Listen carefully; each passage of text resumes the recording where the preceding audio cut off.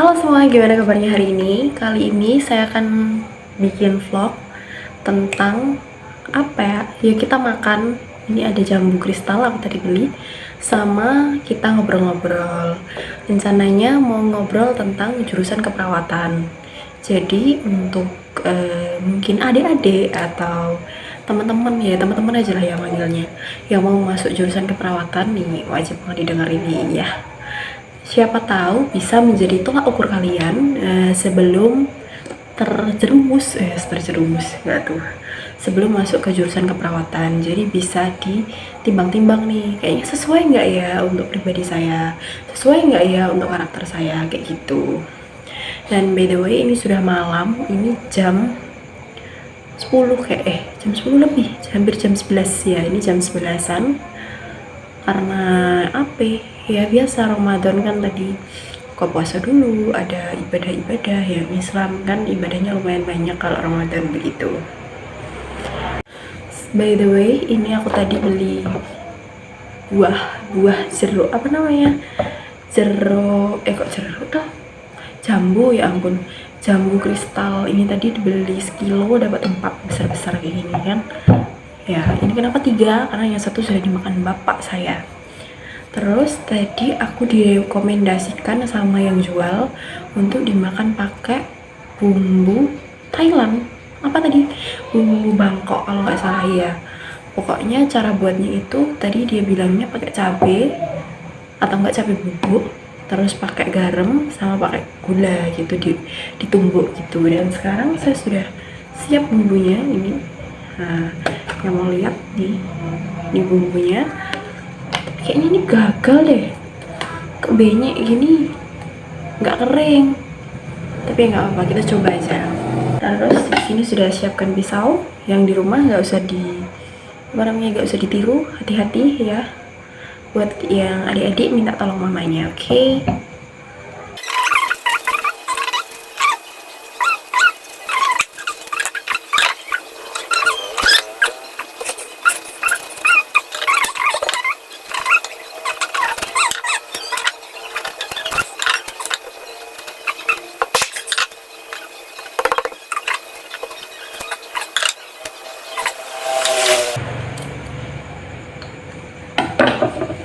By the way, kita mulai ceritanya ya. Untuk adik-adik gak tuh, teman-teman yang mau masuk jurusan keperawatan, boleh, bagus malahan, peluang kerjanya kan banyak. Tapi ada tapinya, harus dipertimbangkan dulu dengan diri kalian, mampu enggaknya gitu loh. Karena menurut saya, yang saya jalani selama 6 semester ini di jurusan keperawatan itu nggak gampang gitu loh. Belum lagi praktek-prakteknya ya kan, lab-labnya banyak banget, terus biayanya juga banyak, terus habis itu praktek rumah sakit, banyak pasien yang kalian temui dengan berbagai macam karakter, belum lagi senior-senior kayak gitu kan. Bener-bener harus dipersiapkan dari diri kalian gitu. By the way, aku angkatan 2022. Jadi hari ini sekarang semester 6. Dan aku sekarang ambilnya di 3. Jadi ya ini semester akhir gitu loh. Harusnya. Makanya sekarang baru KTI gitu, baru. Kalau di 3 kan KTI. Kalau S1 itu S1 itu skripsi, S2 itu tesis, S3 disertasi begitu. Untuk teman-teman yang mau masuk ke jurusan keperawatan, yang harus dipertimbangkan itu pertama, biaya pasti banyak. Karena apa ya, keperawatan itu kan bisa dibilang keceh duit gitu loh, kayak banyak banget uang yang keluar gitu loh. Ini nggak suka, karena sependapat saya keperawatan itu banyak mengeluarkan uang. Pertama, dari modul. Kedua, SPP itu pasti. Terus ketiga, itu nanti kalau di kampusku ya, PKL itu bayar. Terus kalau PKL kan pasti butuh kos. Terus setelah itu biaya print segala macamnya kayak gitulah. Dan PKL itu nggak bisa milih Anda ditempatkan di mana, itu ya tergantung kerjasama kampus kamu sama pihak rumah sakit tersebut begitu. Terus dan kasusnya itu macam-macam di rumah sakit. Kalau kalian yang nggak bisa jaga emosi kayak saya nih, agak kesulitan jujur. Kenapa saya bilang kesulitan? Karena di rumah sakit itu isinya keluhan semua gitu loh, dan mereka itu rata-rata orangnya kayak nggak sabar gitu loh. Sedangkan dikiranya kita itu nggak ngapa-ngapain, padahal kita di dalam nurse station tuh juga ngoplos obat kayak gitu-gitu kan. Jadi ya biasanya banyak keluhan, banyak dapat kata-kata sinis dari pasien itu pasti. So yang emosinya nggak stabil, distabilkan dulu. Karena pasti kan kesulitan, kayak saya dulu, saya sendiri tuh kesulitan mengontrol di emosi. Terus kalau daftar di jurusan keperawatan itu apa ya, pertama niat kalian harus ikhlas dulu, kayak ikhlas membantu orang gitu loh.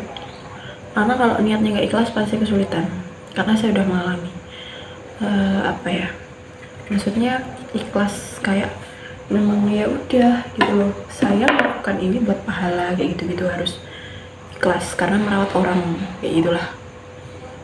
Sedangkan saya yang masuk kuliahnya masuk kesulitan di situ, apalagi waktu PKL itu benar-benar menguji, kayak yang aku rasain loh, ini aku bukan merasa sok atau gimana, pokoknya aku rasakan kayak ya Allah kok gini banget sih gitu kan. Contoh eksempel, harus bantu pasien buang urin, bantu pasien ganti pampers kayak gitu-gitu. Jadi memandikan pasien kayak gitulah, bener-bener sadar nggak sadar tuh kalian harus turun, pokoknya harus bener-bener ikhlas gitu kan. Jadi aku di situ awalnya agak kesulitan, tapi lambat laun ya udahlah gitu loh. Betul, jadi yang pertama tadi biaya pasti harus dinegosiasikan dulu sama orang tua, itu pasti. Yang kedua, niat kalian dilihat dulu gimana, bener-bener niat atau enggak. Lalu yang ketiga ya emosi sih, jadi kalian harus menerima dulu. Kalau yang bilang kak mau masuk ke perawatan tapi aku sendiri takut darah, nggak apa-apa, takut jarum suntik nggak apa-apa. Saya awalnya juga gitu, tapi kan saya praktek nyuntik, saya lab seminggu 3 kali. Semester awal itu saya lab 1 kali apa 2 kali ya, terus semester 3-4 itu lab 3 kali. 3 kali apa 2 kali lupa, pokoknya itu setiap praktek suntik ya nggak setiap praktek juga sih, cuman diulang-ulang gitu loh. Kalau bagian suntik menyuntik ya itu diulang-ulang. Contoh suntik kan ada 4, ada intrakutan, intravena, intramuskular, sama subkutan. Nah selama aku di kampus itu ini diulang 2 kali kalau nggak salah loh, saya lupa. Dan suntik itu setiap semester keluar, jadi semester awal ada, terus semester besoknya kita latihan suntik lagi, semester berikutnya suntik lagi gitu-gitu. Dan pasang infus kayak gitu, hal-hal yang berbau skill ke pasien yang agak menyakitkan itu biasanya benar-benar diulang-ulang terus gitu, per semester ada. Terus menghafal, kalian harus apa ya, nggak harus ya, sebisa mungkin otaknya harus bisa menghafal. Jujur kalau saya sendiri hafalan memang bodoh, apa saya yang pintar, nggak ada. Saya awal masuk itu semester awal, pembelajarannya itu saya masih ingat banget. Saya anatomi tubuh, fisiologi gitu, disuruh menghafal gitu ya, klavikula, skapula, terus ulna gitu-gitulah, tulang-tulang kayak gitu, tibia, dan saya nggak hafal pokoknya. karena itu nanti hubungannya dengan penyakit gitu loh. Contoh penyakit yang dari rumah sakit, kalau penyakit di rumah sakit kan biasanya pakai nama Inggris. Contoh open fracture tibia dextra gitu kan seumpama. Jadi kan open fracture itu kan patah yang terbuka gitu, patahnya keluar. Terus tibia itu paha kalau nggak salah.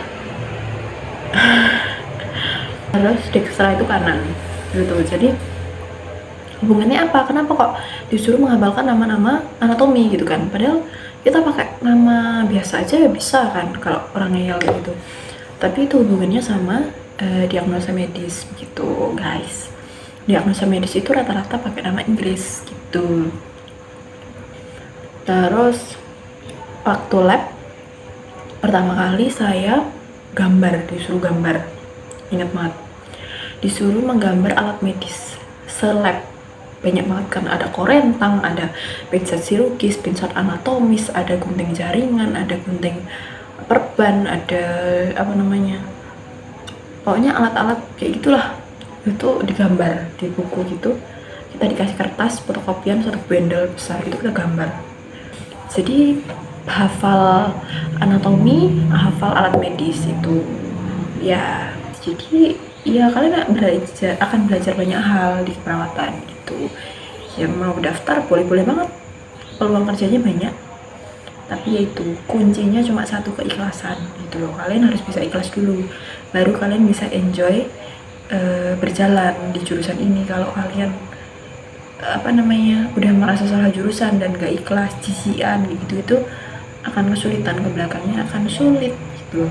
Untuk di stase awal-awal nggak apa-apa merasa kayak salah jurusan atau apa, tapi mau nggak mau kedepannya harus menerima gitu ya. Pokoknya itu sih kuncinya, harus menerima. Kalau yang cuma alasan saya takut darah, saya takut suntik, saya takut ini, pelan-pelan pasti belajar. Yang namanya praktek disuntik, saling suntik menyuntik gitu kan, pasti ya lambat laun udah kebal kayak oh gini. Pertama kali pasti takut, kedua ya udah ya pasti takut, masih takut kayak ragu-ragu gitu kan. Kedua, ketiga, keempat udah ya kayak nyoh gitu, biasa begitu. Terus apa ya, nggak boleh tremoran ya. Kalau sebisa mungkin yang suka tremor selama tindakan atau megang sesuatu diusahakan relax, tenang gitu. Karena apa, kalau kalian tremoran itu hubungannya di tindakan kalian selama kalian praktek gitu loh. Contoh pasang infus, kalian pegang apoket, kalian gini-gini nggak akan jadi, udah pecah itu dulu ya. Harus tenang, ketenangannya dijaga, harus berani. Itu kata senior waktu aku PKL di situ sih. Jangan takut, jangan ragu, dicoba dulu. Nanti kalau nggak berhasil, minta bantuan yang lebih tua gitu. Jadi harus berani mencoba gitu. Ya mungkin nanti pasien di sini bilangnya kayak, oh aku jadi bahan percobaan nih. Enggak, kita sudah punya ilmu, kita sudah punya dasar, tapi memang untuk praktek kami kurang, jadi disitu kami belajar. Dan kami pun melakukan tindakan, kita menggunakan ilmu dan menggunakan dasar gitu loh. Kalau kalian tidak mau memfasilitasi, bukan berarti aku merasa so atau gimana ya, mohon maaf nih. Kalau kalian semuanya nggak mau memfasilitasi adik-adik untuk belajar, siapa yang mau meneruskan dunia kesehatan? Siapa yang mau jadi tenaga medis gitu loh. Fungsinya mereka PKL ya belajar. Kalau kalian seumpama dilayani adik PKL nggak mau, kapan mereka belajar gitu. Sedangkan senior itu kan pasti lebih bukannya lebih ya, lambat laun kan pasti akan pensiun, akan berhenti dari dunia kesehatan. Masa mau selamanya jadi perawat kan? Nah yang meneruskan tuh adik-adik ini. Nah kalau adik-adik ini kesempatan belajarnya dibatasi, nggak ada yang mau diajak bekerja sama gitu kan, kapan adik-adik ini belajar? Dan siapa yang akan meneruskan di dunia kesehatan ini, siapa gitu kan? Karena waktu mereka belajar juga terbatas, dan mereka di rumah sakit ini juga nggak asal-asalan loh. Mereka mau praktek ke rumah sakit ini juga banyak ada pretest, ada post-test, ada ujiannya dulu, mereka harus belajar dulu, bayar juga.